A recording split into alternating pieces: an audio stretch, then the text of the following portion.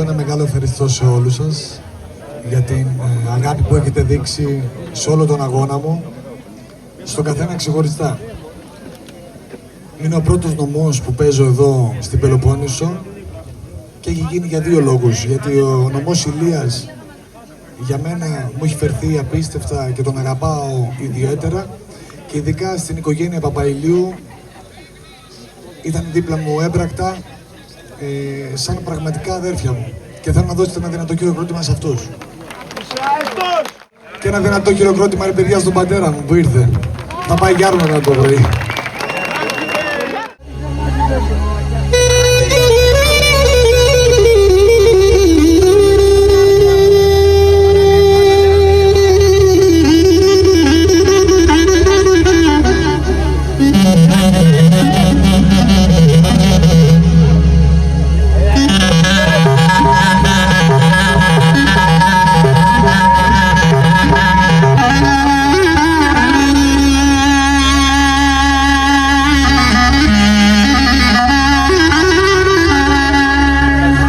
Γεια σου Άρη, Μπουκοβέτρο.